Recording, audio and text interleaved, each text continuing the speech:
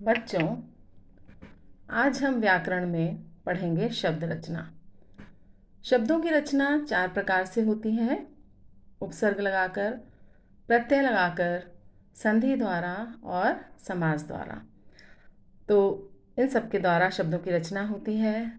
तो आज शब्द रचना के अंतर्गत हम पढ़ेंगे उपसर्ग लगाकर के किस प्रकार से हम शब्दों की रचना की जा सकती है या करते हैं।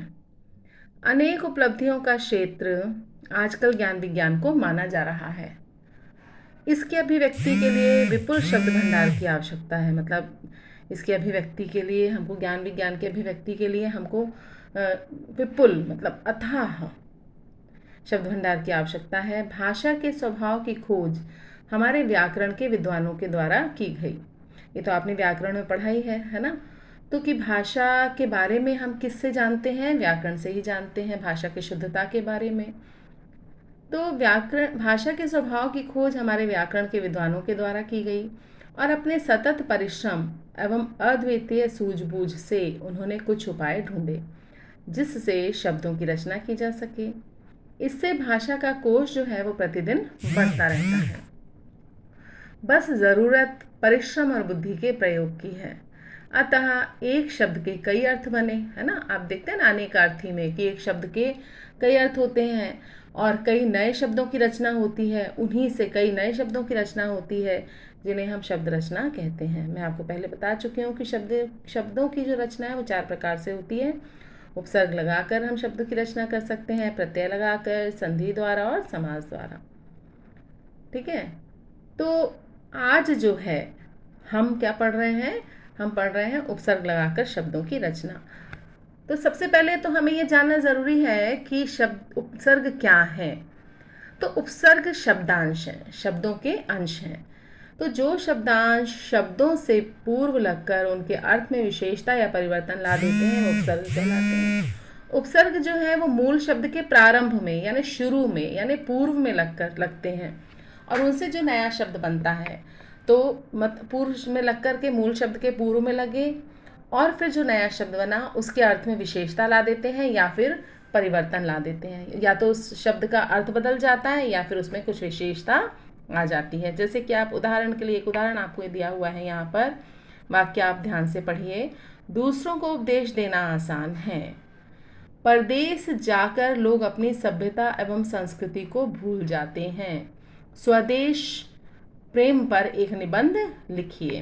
तो यहाँ आप देख रहे हैं 3 वाक्य हैं। 3 वाक्य में उपदेश, परदेश, स्वदेश, तो इन शब्दों का यानी कि ये मूल शब्द यहाँ पर क्या है? देश है। ठीक है ना। अब हमने उस मूल शब्द में के आगे हमने एक शब्दांश जोड़ दिया उप, तो उससे हो गया उपदेश यानी ज्ञान देना। ठीक है ना। दूसरे वाक्य हम देख रहे हैं परदेश, तो देश के पूर्व में हमने पर लगा दिया तो उस देश का अर्थ होता है क्षेत्र। ठीक है, अपना देश। ठीक है ना। तो देश जो है वो अपना मतलब देश यानी कि प्रदेश। ठीक है ना। उसमें जब हमने देश में पर लगा दिया तो वो चेंज उप लगा दिया तो अर्थ बिल्कुल बदल गया, क्योंकि उपसर्ग वे शब्दांश होते हैं जो अर्थ में परिवर्तन ला देते हैं, विशेषता ला देते हैं। तो ये परिवर्तन, उप शब्द परिवर्तन ले आया यानी उपदेश का अर्थ होता है ज्ञान देना। परदेश, देश मतलब प्रदेश, परदेश दूसरा देश। अब तीसरे वाक्य में स्वदेश, स्वदेश उस देश के आगे स्व लग गया तो स्वदेश यानी अपना देश।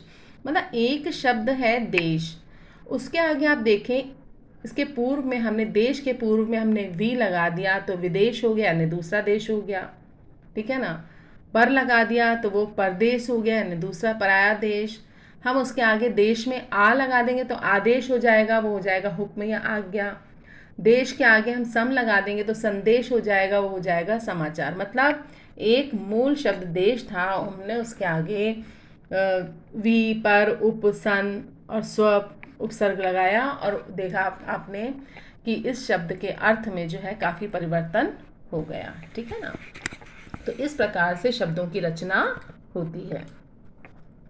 अब यहाँ पर विशेष ध्यान देने वाली बात यह है कि उपसर्ग शब्दांश है। उपसर्ग और प्रत्यय शब्द नहीं है, वे शब्दांश हैं जो कि मूल शब्द के प्रारंभ में, उपसर्ग तो मूल शब्द के प्रारंभ में या पूर्व में लगते हैं और प्रत्यय अंत में लगते हैं। तो ध्यान रखें, उपसर्ग शब्दांश है, अतः उनको वाक्यों में स्वतंत्र रूप से प्रयोग नहीं किया जा सकता, है ना। वो क्या, केवल शब्दांश है, यानी शब्द के अंश है, तो हम किसी भी वाक्य में उसको स्वतंत्र रूप से प्रयोग नहीं कर सकते। जैसे देश शब्द है, देश शब्द को हम स्वतंत्र रूप से प्रयोग कर सकते हैं, लेकिन पर, केवल पर शब्द को हम स्वतंत्र रूप से उपयोग नहीं कर सकते। उपसर्गों को 4 भागों में हमने बांटा है। जैसे कौन कौन से उपसर्ग होते हैं? संस्कृत के उपसर्ग होते हैं, हिंदी के उपसर्ग हैं, उर्दू फारसी के उपसर्ग हैं, और उपसर्गों की तरह प्रयुक्त होने वाले संस्कृत के अव्यय हैं। तो यहाँ पर आपको दिया हुआ है कि संस्कृत के कौन कौन से उपसर्ग हैं। तो अनु, अधि, अप, अव, अति, आ, उत, दुर, दुस, नि, निर, निस, प्र, प्रति, वि, सु, स्व, ये जो है ये संस्कृत के उपसर्ग हैं। और इन उपसर्गों को हम मूल शब्द के प्रारंभ में जोड़ते हैं तो इनसे एक नया शब्द बनता है। उसी प्रकार से हिंदी के भी उपसर्ग यहाँ पर दिए हुए हैं, जैसे अध, है ना। और इन उपसर्गों के भी तो अर्थ होते हैं, उन, क, कु, नि और भर, ठीक है ना। उसी प्रकार उर्दू और फारसी के भी उपसर्ग हैं। उर्दू और फारसी के उपसर्ग हैं बद, बे, हर, ना, खुश, ला। तो जैसे बद से बदबू, बदकिस्मत, बे से बेईमान, ईमान शब्द है, ईमान के आगे बे लगा देंगे तो अर्थ परिवर्तन हो जाएगा, बेईमान हो जाएगा। बेरहम, रहम दया करना, और उसके आगे हमने बे लगा दिया तो जो निर्दयी होता है उसके लिए कहते हैं कि बहुत बेरहम है ये, है ना। और जैसे हर एक, एक के आगे हर लगा दिया, रोज़, रोज़ के आगे हर लगा दिया तो हर एक, हर रोज़। ना शब्द जैसे लायक, लायक में ना लगा दिया तो उसका विपरीत अर्थ हो गया, ना चीज़, ठीक है ना। इसी प्रकार से खुश उपसर्ग है तो उससे खुशबू, ये उपसर्ग है ना, खुश में बू, बू यानी बदबू, बदबू यानी बू शब्द का अर्थ होता है बदबू, उसके आगे हमने खुश लगा दिया तो क्या हो गया, खुशबू हो गया। नसीब यानी भाग्य, उसके आगे खुश लगा दिया तो खुश नसीब हो गया। तो उपसर्ग लगाने से या तो उसके अर्थ में विशेषता आ जाती है या उसका अर्थ परिवर्तित हो जाता है। तो आपने इस अध्याय में जाना, उपसर्ग वाले अध्याय में हमने क्या जाना कि उपसर्ग क्या है, और मतलब शब्दों की रचना किस प्रकार से होती है। तो शब्दों की रचना उपसर्ग लगाकर, प्रत्यय लगाकर, संधि और समास द्वारा होती है। उसमें हमने उपसर्ग के बारे में जाना कि उपसर्ग एक शब्दांश है जो कि मूल शब्द के प्रारंभ में लगता है और उसके अर्थ में, है ना, जो मूल शब्द है उसके अर्थ में विशेषता ला देता है या उसका अर्थ परिवर्तित कर देता है। तो और हमने ये भी जाना कि कितने उपसर्ग है ना, उपसर्गों को कितने भागों में बांटा गया है, कौन कौन से उपसर्ग हैं। जैसे संस्कृत के उपसर्ग हैं, हिंदी के उपसर्ग हैं, उर्दू फारसी के उपसर्ग हैं।